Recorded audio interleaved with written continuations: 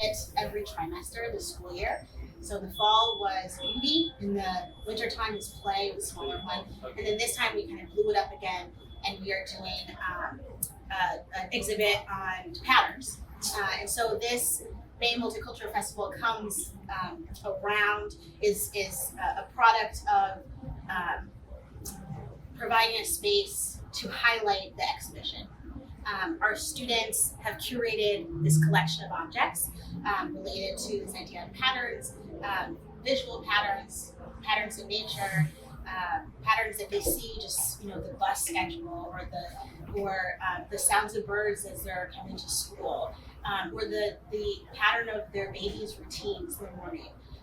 Their patterns in getting ready for school. It's all a lot of different kinds of interpretations of that word. And then we were thinking, how can patterns also celebrate culture?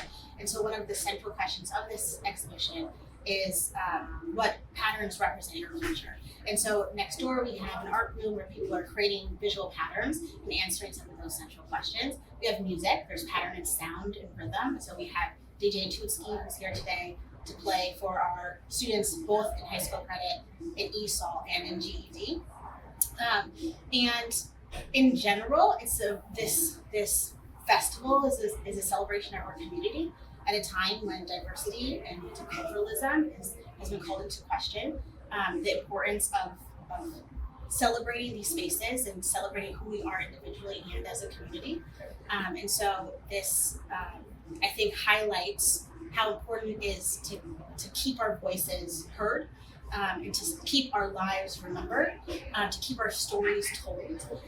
And so not only the objects celebrate that, but then also the dances as people are sharing. One of my students pulled up a student in a Haitian bandana and showed her how to dance her dance. And so there's these moments that we don't always have in our building because we have these 2 floors. We're building a new school that will be open next year. But that's what you're kind of breaking down walls. Yes. You're trying to bring everybody together instead of putting up a wall. Well, we had hoped to have it outside today, but it rained.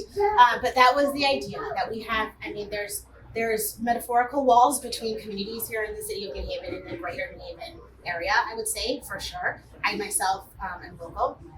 And then there's physical walls in our building where in our new school we'll have a large community space where we can have events like this more naturally. But community subgroups don't always get to spend time together. And so what brings people together, like an ice cream and looking at some objects and drawing some pictures, taking some photos and dancing. Like, these are things that across cultures people can appreciate and enjoy and have touchstones with. Everyone can participate in these things. And people, they shouldn't fear one another. Here, look, I might look different. I might act different, but I'm no different than you. Sure. Look at what I do with my art, my music.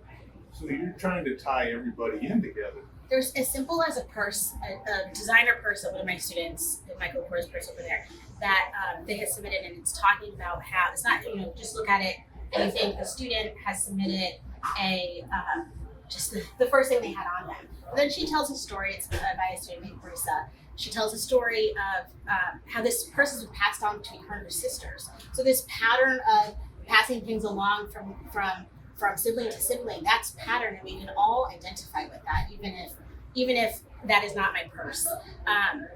There's blankets that have been and other clothing that have been given to us by people that we love and passed on. The student here there was a pattern of boys being born in her family, and she passed on this blanket to her son when she had a child. And so I think we can identify with this regardless of the culture we come from. There's, in this collection, we have items related to body wash and perfumes and clothing from concerts and children's shoes as a 1-year-old learns to walk and then run, a pattern of movement. We have things that we've seen along in our daily lives, clothing for working at Yale Hospital because this student had himself, and he just actually ran off to work. works at the hospital, and his family has worked at the hospital, and that's a pattern in his family. So you look at the T-shirt, you might think it's just a plain T-shirt, but the pattern is the employment that his family has gotten through the hospital system.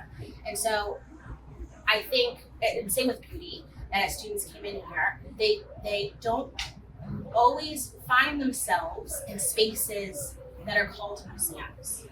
And so immediately students will ask a lot of questions. What is it that you're doing here? And the thesis of this project is that students feel that they can preserve themselves publicly for the community, that they have worth, that they have things and stories to share. And regardless of what they bring to the table or what objects they submit as an assignment, we are going to tell a story with it that's very important to be remembered. And if in this, the music, the bike rodeo we have next week, the ice cream, these are celebrations that are highlighting these simple objects that tell us stories of our students. And our students deserve to be remembered.